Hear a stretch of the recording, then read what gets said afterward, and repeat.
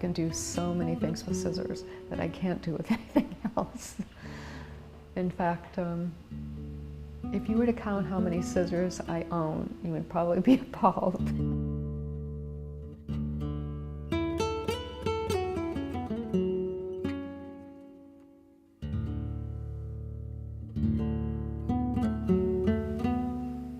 The work at the Triton Museum, they were more like a visual diary, things that I see every day, whether it's in Oakland or whether it's in Mexico or whether it's on other travels. And I'll usually pick up on a couple ideas and then just start working from them. So it gives me a place to start. That's all I'm asking for. It's just something that stimulates me, something that I see that excites me. It could be a flower, it could be a plant, it could be a piece of tile. Kerry Vander Meer presents a colorful array of works on paper and canvas.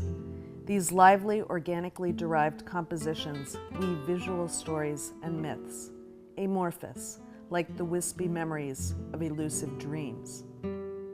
Vander Meer's work traces the course of an internal journey, one which reflects her external travels to a variety of destinations, as well as her dual residency. The artist's primary home and studio is in Oakland, California, but her time spent in Mazatlan, Mexico, where she also maintains a studio and casa, has grown to form an increasingly important component of her life and work.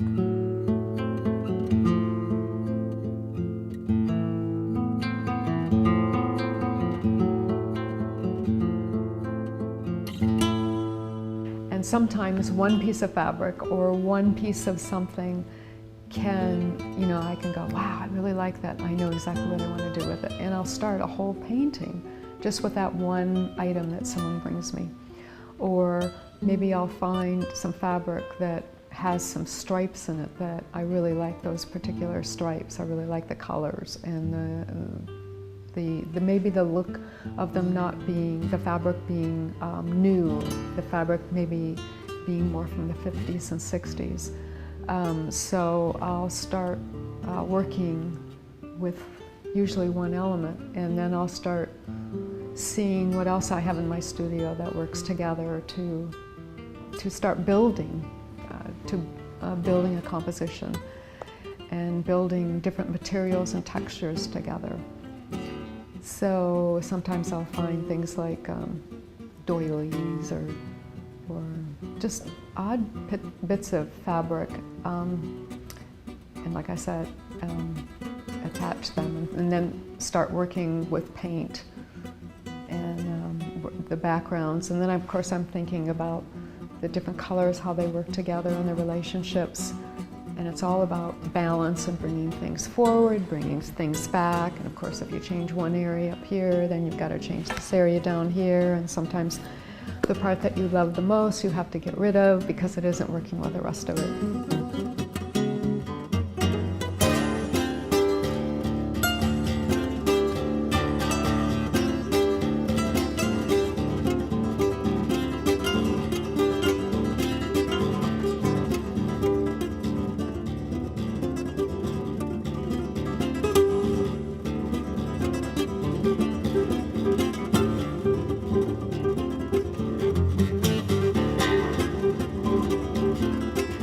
Processes that I use in painting are a little different than in printmaking. Because in printmaking, I usually start with some plant or a flower or a leaf that I see somewhere.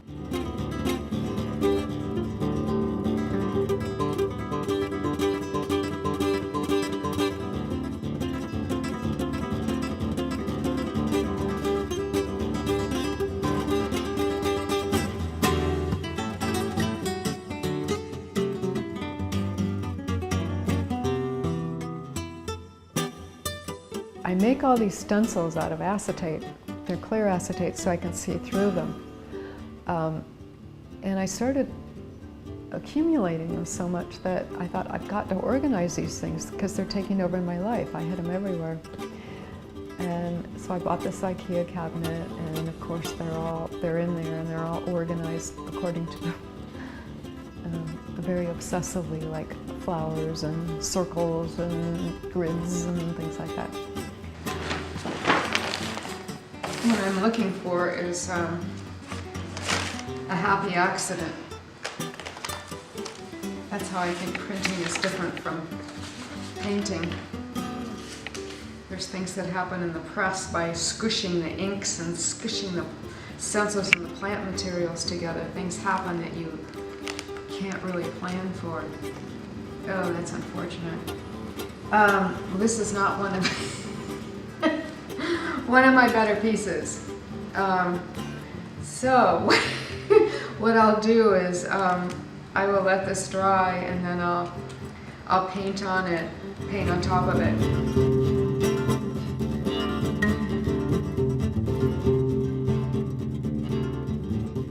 Always, the whole in Vander Meer's work is greater than the sum of its parts. Individually simple elements resonate to form a satisfying gestalt. We sense a universe which might, somehow, make sense.